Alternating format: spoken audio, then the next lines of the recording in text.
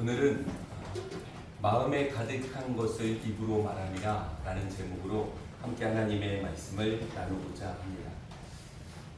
예수님의 사역을 마태복음에서는 하나님의 나라를 선포하셨고 하나님의 나라를 가르치셨고 그리고 사람들을 치유하셨다라고 표현을 하고 있습니다. 예수님의 모든 사역의 방향성은 목적은 하나님 나라에 맞춰져 있었습니다. 그래서 사람들을 낫게 만들고 사람들을 고치는 것도 그 사람의 몸을 낫기 위한 것이 궁극적인 목적이 아니라 이렇게 하나님의 나라를 경험할 수 있다라고 하는 이 사람의 몸이 회복되어지는 것을 통해서 하나님이 다스리시고 하나님이 통치하시면 이렇게 된다라고 하는 것을 알려주고 싶으셨다라는 겁니다. 그래서 몸을 낫는 것이 목적이 아니라 뭐를 경험하는 게 중요한 겁니까? 하나님 나라를 경험하는 것이 더 중요한 일이 되어지는 거죠. 이런 사역들을 예수님이 3년 동안 하셨을 때 사람들이 좋아했을까요? 안 좋아했을까요?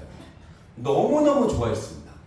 누가복음의 표현으로 따지자면 몇만 명씩 모여들었다라는 것을 성경은 우리에게 알려주고 있습니다. 예수님은 이 당시 굉장한 스타성을 갖고 있었던 분이었음을 성경은 우리에게 알려주고 있는 거죠. 그런데 예수님의 이런 사역의 모습을 보면서 다 좋아했던 것은 아니었다라는 것이 또한 성경의 이야기입니다. 예수님의 사역을 시기하는 사람이 있었고 질투하는 사람들이 있었다라는 겁니다. 누가 그랬을까요? 원래 힘을 갖고 있었던, 원래 종교적인 힘을 갖고 있었던 제사장이나 서기관이나 바리새인들이나 이런 사람들은 자기가 갖고 있던 원래 종교적인 힘이 사람들이 예수님한테 관심을 주는 것이 너무나 불편한 일이 되어졌다. 그래서 예수님이 하는 사역에 대해서 관심을 갖고 늘 주의하고 있었고 트집을 잡으려고 하는 모습들을 갖고 있었다라는 것을 성경은 우리에게 알려주고 있는 겁니다. 그래서 예수님의 사역을 보면 예수님의 사역에 대해서 좋아하고 환호하는 사람도 있었지만 어떤 사람도 있었다고요? 시기하고 질투하는 사람들도 있었다라는 거죠. 그 본문 말씀이 바로 오늘의 본문 말씀 속에서도 그런 모습들이 등장하게 되는데요. 우리 22절부터 25절까지 있는 말씀을 같이 한번 읽어보도록 하겠습니다. 함께 읽겠습니다.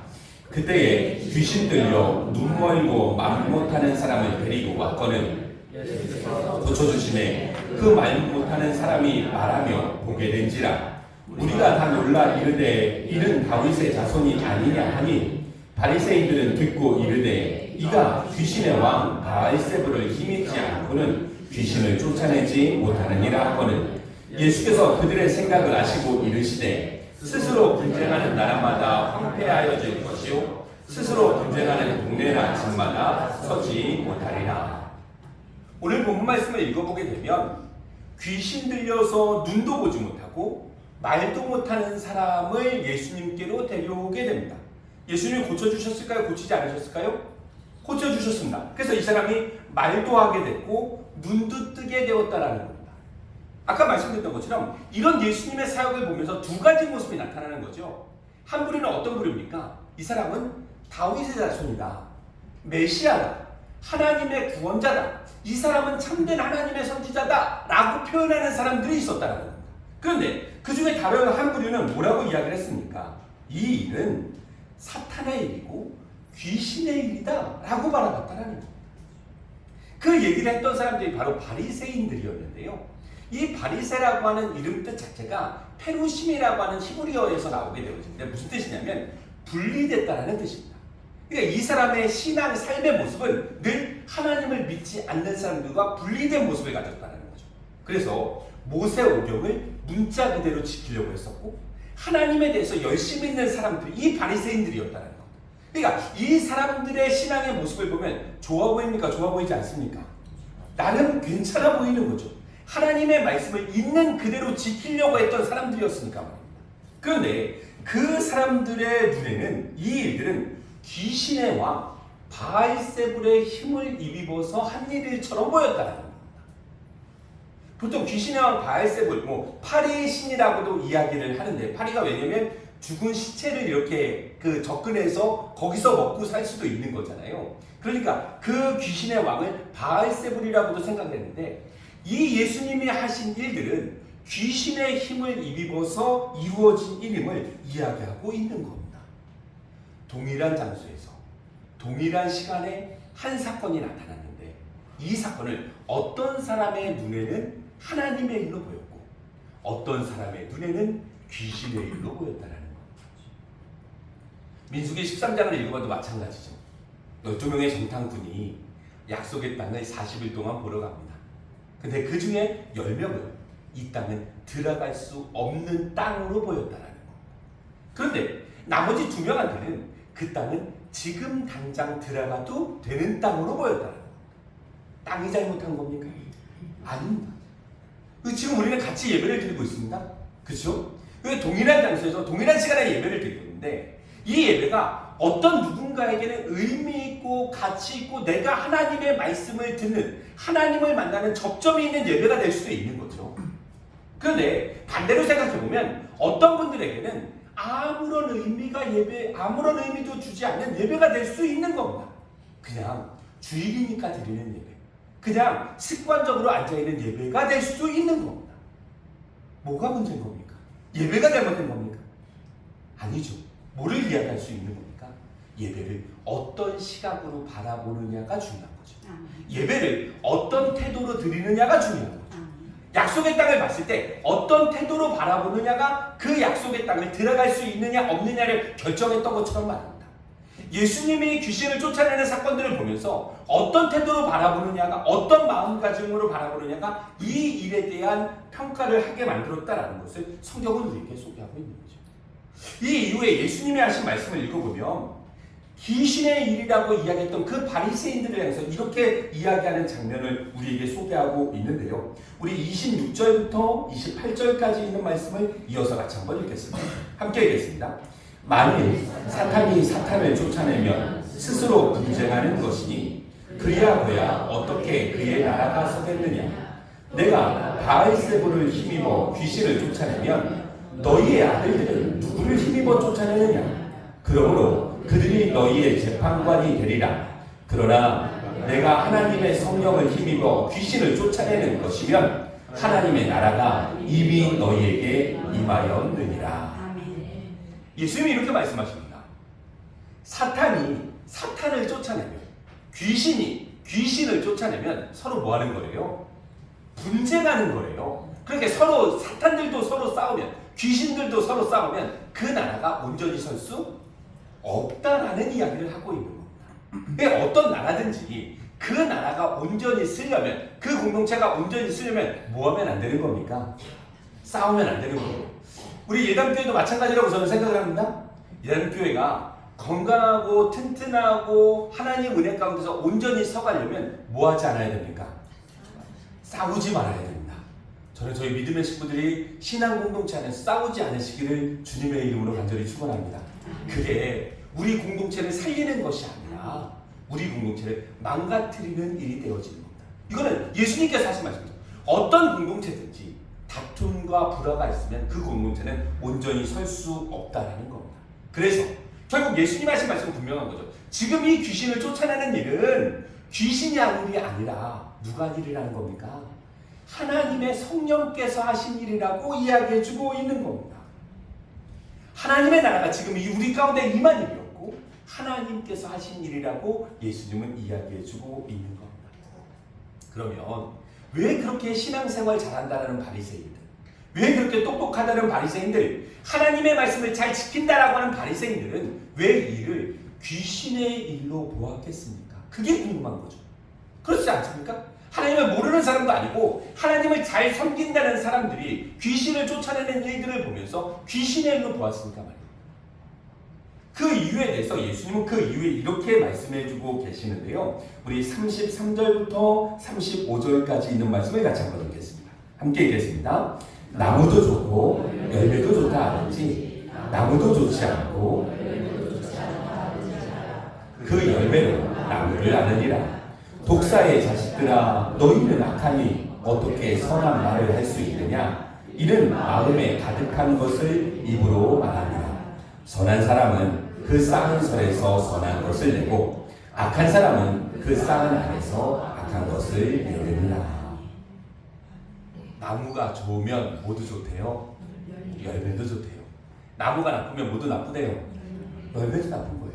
그러니까 열매를 결정짓는 건 뭐라는 겁니까? 나무라는 겁니다. 지금 여기서 예수님의 비유 속에서 하는 이야기를 통해서 바라본다면 열매는 뭐를 이야기하는 겁니까? 말을 이야기하는 거죠. 그렇죠? 열매는 말을 이야기하는 것이고 나무는 뭐를 이야기하는 겁니까?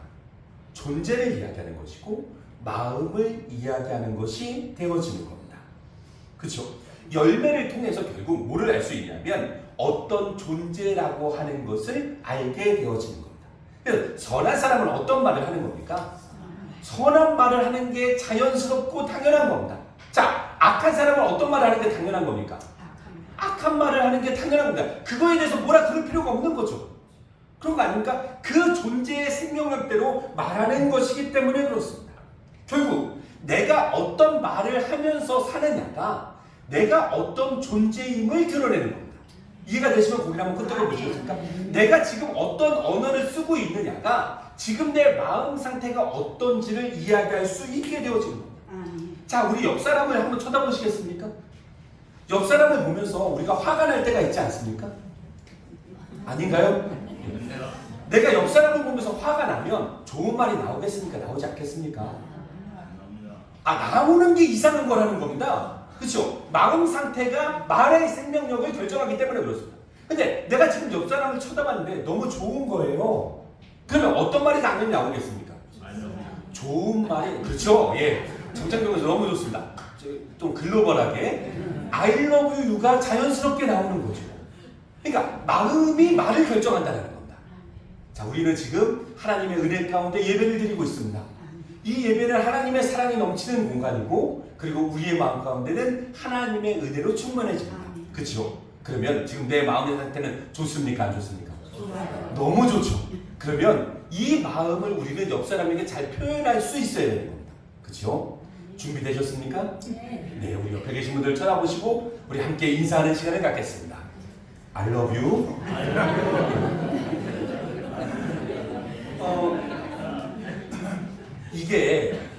이게 제가 시켜서 하는 언어라고 한다면 이게 우리들 가운데 자연스럽지 않고 진짜가 아닌 겁니다. 그런데 내 안에 하나님의 은혜가 차고 넘쳐서 그 은혜가 자연스럽게 표현되어지는 과정이면 우리에게 너무나 신나고 행복한 일인 거죠. 저는 저희 믿음의 식구들이 예배당 안에서만 신나지 않으셨으면 좋겠습니다. 우리의 삶의 자리가 하나님의 은혜를 경험하는 자리가 되어져야 되는 거죠. 그 은혜를 드러내는 자리가 되어져야 돼요. 내 마음의 생명력이 드러나는 자리가 되어져야 되는 겁니다. 오늘 말씀을 통해서 말하면 너무나 분명한 거죠. 바리새인들이 왜 이 일을 귀신의 일로 보았을까? 왜 이 일들이 귀신의 일처럼밖에 보이지 않았을까? 분명한 거죠. 바리새인들 마음 가운데 어떤 영이 있었다는 겁니까? 귀신의 영이 있었기 때문에 귀신의 일로 보였다는 겁니다. 자연스러운 거죠. 그러니까 이 바리새인들은 어떤 특징을 갖고 있었냐면 하나님의 말씀을 말씀 그대로 지키려고 했던 사람이었고 하나님에 대해서 열심도 있었던 사람이었고 누가복음에 이런 표현을 따지면 이 사람들은 일주일에 2번씩 금식하는 사람이었다는 거예요. 그리고 소득의 11조를 드리는 사람이었다는 거예요. 그러니까 신앙생활을 열심히 하는 사람이었다는 거죠. 근데 그 마음 가운데 어떤 영이 있으면요, 귀신의 영이 있으면 귀신의 언어를 쓸 수밖에 없다는 겁니다. 굉장히 중요한 포인트죠. 그 사람이 가지고 있는 신앙적 열심이 그 사람의 신앙의 생명력을 결정하는 게 아니라는 겁니다. 그러니까 내 안에 가장 중요한 신앙의 가치는 결국 오늘 말씀을 통해서 말해본다면 지금 내 안에 살아계신 하나님이 계시느냐가 우리들의 신앙의 가장 중요한 질문이 되어줘야 되는 거죠. 왜냐하면 그렇게 우리들 안에 하나님의 영으로 채워져야 우리의 말과 우리의 행동이 하나님이 원하시는 생명력을 담은 내용으로 드러나기 때문에 그렇습니다. 이것이 중요하다는 거죠. 중요한 겁니다. 신앙적 열심이 그 사람의 신앙의 생명력을 결정하는 것은 아니라는 겁니다. 목사라고 하는 신앙의 직분이 그 사람의 신앙의 생명력을 결정하는 게 아니라는 겁니다. 신학 공부를 6년 동안 했다라고 하는 것이 그 사람의 신앙의 생명력을 결정하는 것은 아니라는 겁니다. 내 안에 하나님의 영이 살아계시느냐가 우리가 해야 될 궁극적인 질문이 되어져야 되는 것이고, 우리의 신앙생활의 출발점이 되어져야 됨을 성경은 우리에게 이야기해주고 있는 겁니다. 그래서 바울은 우리 안에, 우리의 신념 가운데 하나님의 영이 계신 것에 대한 중요성을 이렇게 우리에게 소개해주고 있는데요. 우리 고린도전서 6장 19절 20절에 있는 말씀을 같이 한번 읽어보도록 하겠습니다. 함께 읽겠습니다.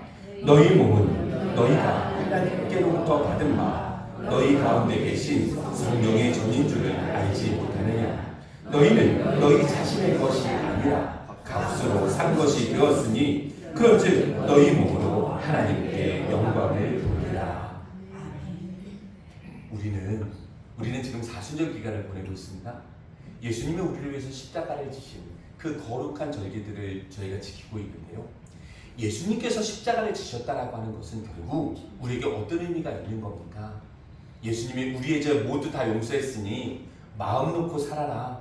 너희 죄 지으면서 살아도 상관없다. 그 얘기를 하시는 거겠습니까? 그러기 위해서 예수님이 십자가를 지신 겁니까? 아니라는 겁니다. 오늘 말씀을 통해서 바라본다면 결국 우리 안에 예수님의 십자가의 사건을 통해서 우리 안에 거룩한 영을 받아들이는 일들이 우리들 가운데 회복되어져야 되는 겁니다. 그래서 내 안에 하나님의 영의 거룩한 영이 있어야 되는 것이고, 그 거룩한 영으로 말미암아 우리가 성전된 삶을 살아갈 수 있어야 되는 겁니다. 내 삶의 자리 속에 하나님의 거룩함을 드러내는 그 모습들이 회복되어지는 것이 예수가 이 땅에 오셔서 우리를 위해 죽으신 이유가 되어지는 겁니다. 내 삶의 주인을, 내 삶의 주권을 하나님께 맡기는 일이 바로 예수가 이 땅에 오신 이유가 되어지는 겁니다. 따라서 우리의 마음의 주인은 하나님이신 것이고, 우리의 마음에 누가 계신 겁니까? 성령께서 계신 겁니다. 그러면 우리 안에 마음의 주인이 하나님이 되었다라고 한다면 이제는 내가 원하는 말, 내가 원하는 행동을 하는 것이 우리들 가운데 편해야 됩니까? 불편해야 됩니까? 불편해야 되는 겁니다. 그렇죠? 내 안에 주인이 하나님이시라고 한다면 내 마음대로 살아가는 방식은 불편한 것이 당연한 겁니다. 우리가 이제는 어떤 말을 해야 될지, 우리가 이제는 어떤 행동을 해야 될지 성경은 우리에게 이렇게 알려주고 있는데요. 우리 베드로전서 4장 11절에 있는 말씀을 우리 같이 한번 읽어보도록 하겠습니다. 우리 같이 한번 읽겠습니다. 읽겠습니다. 만일 하나님의 말씀을 하는 것 같이 하고 하나님이 공급하시는 힘으로 하는 것 같이 하라. 이는 범사에 예수 그리스도로 말미암아 하나님의 영광을 받으시게 하려 함이니 그에게 영광과 권능이 세세에 무궁하도록 이르리라. 아멘. 베드로서는 우리에게 이렇게 얘기합니다. 너희가 말할 때 너희 기분과 너희 마음에 따라서 말하는 게 아니야. 이제는 어떻게 말하래요? 하나님이 말씀하시는 것처럼 말하라는 거예요. 이거는 분명한 거죠. 우리 안에 주권이 바뀐 사람에게만 해당되는 이야기입니다. 내 안에 하나님의 영이 계시면 하나님이 원하는 말을 하는 것이 자연스러운 겁니다. 또 그것뿐만이 아니죠. 우리가 봉사하려면, 누가 봉사하려면 어떻게 봉사하라고요? 하나님께서 주시는 힘으로 봉사하는 것처럼 말하는 겁니다. 그러니까 그 봉사를 통해서 내가 드러내는 건 아니라는 거죠. 그 봉사를 통해서 누가 드러나야 되는 겁니까? 하나님께서 나에게 힘주심이 드러나야 되는 거예요. 이 과정을 이야기합니다. 그러니까 우리의 말과 우리의 모든 행동이 결국 하나님으로부터 출발했다라고 하는 그 거룩한 고백들이 우리들 가운데 회복되어져야 됩니다. 신앙인 모든 말과 행동이 하나님과의 관계성 속에서, 하나님의 주권 속에서 시작되어져야 되는 겁니다. 이것이 우리가 우리 안에 하나님의 계심을 드러내는 일이 되어지는 겁니다. 내가 하는 말이, 내가 하는 행동이 하나님을 드러낼 수 있는 도구가 되어져야 됨을 성경은 우리에게 알려주고 있는 겁니다. 결국 하나님을 믿지 않는 사람들에게 우리의 말과 우리의 행동은 중요할까요? 중요하지 않을까요? 너무 중요한 겁니다. 우리의 말과 행동이 우리 안에 하나님이 살아계심을 드러내는 도구가 되기 때문에 그렇습니다. 사람들은 우리의 모습을 통해 하나님을 알아가게 되어져야 됩니다. 그래서 우리는 하나님은 보이지 않으니까 보이지 않는 하나님을 우리를 통해서 드러낼 수 있어야 됩니다. 우리 안에 누가 살아계십니까? 하나님의 영이 살아계십니다. 그러면 이 모습을 내 옆에 있는 사람이 봐도 역시 나타날 수 있어야 되는 겁니다. 자, 옆에 계신 분 한번 쳐다보시겠습니까? 네, 하나님의 영으로 가득한 존재들을 지금 보고 있습니다. 우리 같이 인사하겠습니다. 당신의 모습을 보니 하나님을 본 것 같습니다. 자, 좀 진실하게 예, 마음을 담아서 함께 인사하겠습니다. 당신의 모습을 보니 하나님을 본 것 같습니다. 그렇게 되는 겁니다. 그렇게. 그러니까 이것이 우리들 가운데 교회 안에서만 하는 인사가 아니라 우리의 삶의 자리 속에서 나타나는 열매가 되어줘야 되는 겁니다. 이 과정들이 우리들 가운데 회복되어져야 되는 것이고 이 회복되어지지 않은 것이 우리의 기도 제목이 되어져야 돼요. 근데 이게 되어지질 않으니까 뭐 하는 겁니까? 내가 하고 싶은 말 하는 겁니다. 이 안에 내 안에 하나님의 영이 회복되어지질 않으니까 내가 하고 싶은 행동하는 겁니다. 그렇게 살아갈 수밖에 없는 이유는 그렇게 살아갈 수밖에 없는 마음의 힘이 그렇게 이끌어가기 때문에 그런 겁니다. 선한 사람은 선한 것을 내는 겁니다. 악한 사람은 악한 것을 내는 겁니다. 자연스러운 겁니다. 우리 안에 하나님의 영이 계시면 하나님의 뜻대로 살아가는 것이 어려운 일일까요? 자연스러운 일일까요? 자연스러운 일이 되어지는 겁니다. 이것이 우리의 말과 우리의 행동을 변화시켜갈 수 있습니다.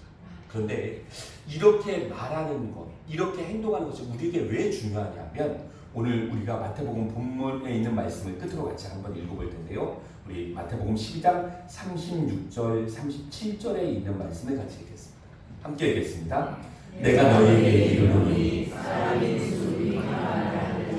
심판날에 이에 대하여 신문을 받으리니 내 말로 의롭다함을 받고 내 말로 정죄함을 받으리라. 내가 어떤 무익한 말을 하든지 우리는 그 말에 대해서 나중에 하나님 앞에 심판대에서 신문을 받게 된다는 거죠. 세번역 성경은 뭐라고 표현하고 있냐면 사람들은 심판날에 자기가 말한 온갖 쓸데없는 말을 해명해야 할 것이다 라고 경고하고 있습니다. 내가 무심코 던진, 내가 아무 생각 없이 했던 여러 말들이 있지 않습니까? 근데 그 말들에 대해서 우리는 하나님 앞에 해명하는 시간들이 있을 거라는 겁니다. 그리고 그 말의 생명력에 따라서 우리는 신문을 받기도 하고 우리는 의롭다함을 받기도 하고 정죄함도 받기도 한다는 겁니다. 이것은 우리의 구원의 문제와도 굉장히 직결되어 있다는 거죠. 내가 어떤 말을 하면서 살아가는 데는 내가 나중에 구원의 문제와도 직결되어 있다는 겁니다. 다른 방법이 없는 거죠. 내 안에 하나님의 영이 계셔서 하나님이 원하시는 말로 내 삶의 자리를 채워가는 것이 우리의 신앙의 습관이 되어줘야 되는 겁니다. 그리고 이런 것들이 우리 가운데 가득 차고 가득 차면 우리가 나중에 하나님 앞에 당당히 설까요? 부끄럽게 설까요? 당당하게 쓸 수 있는 겁니다. 왜요? 내 모든 말들은 누가 시켜서 한 말이니까요. 하나님께서 원하셔서 했던 말들이니까. 그리고 그 말들로 인해서 우리의 의로움이 결정된다라는 것이 성경의 증언이 되어집니다. 우리 사랑하는 예담교회 믿음의 식구들 한 주간 동안 살아가시면서 어떤 말로 내 삶을 채워가시겠습니까? 불평하는 말, 원망하는 말, 다른 사람에 대해서 수근수근거리는 말, 그런 말로 내 삶을 채워가는 것이 내 구원의 문제와 직결되어져 있다는 사실을 우리는 놓쳐서는 안 되는 거죠. 이것은 우리의 구원의 문제와 아주 밀접하게 맞닿아 있다는 것을 성경은 우리에게 알려주고 있는 겁니다. 오늘 말씀을 정리해 본다면 내가 예수를 믿는다는 것이 교회를 출석하는 정도의 수준으로 끝나면 안 되는 겁니다. 나는 주일날 예배 잘 들었으니까 좋은 신앙인이야 라는 정도로 끝나면 안 되는 겁니다. 오늘 예수님은 더 높은 기준을 우리에게 요구하고 계신 것이죠. 뭡니까? 예수를 믿는다고 하는 것은 우리 안에 주인을 예수님으로 바꾸는 일이 되어지는 것이고 그 예수님이 원하시는 말과 행동으로 내 삶을 채워가는 일들이 되어지는 것임을 성경은 우리에게 알려주고 있는 겁니다. 이것이 바로 선한 사람의 기준이 되어지는 거죠. 선한 사람은 마음에 쌓은 선에서 선한 것을 자연스럽게 내뿜기 때문에 그렇습니다. 우리는 선하지 못한 말과 행동에 불편해할 수 있어야 되는 겁니다. 내가 만약에 선하지 못한 말과 행동에 자연스럽다라고 한다면 아직 내 안의 주인이 누구인지 점검해 볼 수 있어야 되는 것 아니겠습니까? 우리는 선한 분의 이끌림을 따라 선한 말과 선한 행동으로 내 삶을 채워갈 수 있어야 될 것입니다. 이것이 아무것도 아닌 것이 아니라 우리 삶 속에 하나님의 선함을 드러내는 거룩한 도구가 될 수 있음을 성경은 우리에게 가르쳐주고 있습니다. 우리 안에 예수님께서 주인됨을 고백하는 귀한 사순절 기간이 되었으면 좋겠습니다. 오늘 예배 시간이 되었으면 좋겠습니다. 예수님이 내 안의 주인입니다. 하나님이 내 안의 주인이십니다 라고 우리는 고백할 수 있어야 되는 것입니다. 그 고백 가운데 믿음으로 받아들여진 거룩한 성령께서 우리의 삶을 주관하는 일들이 우리 사랑하는 믿음의 식구들 삶의 자리 가운데 차고 넘칠 수 있기를 간절히 소망합니다. 한 주간 동안 살아가는 삶의 자리가 하나님을 드러내는 거룩한 한 주가 되었으면 좋겠습니다. 내가 만나는 사람들에게 하나님의 선함을 드러내는 한 주가 될 수 있으면 좋겠습니다. 그것이 우리의 사명이 되어져야 되는 것이고 그것이 우리가 살아가는 삶의 방식이 되어질 수 있어야 될 것입니다. 사랑하는 예담교회 믿음의 식구들, 거룩한 그 심령 가운데 주님께서 주인 되어주시고 그 주인됨을 드러낼 수 있는 복된 한 주간이 되시기를 주님의 이름으로 간절히 축원합니다. 아멘.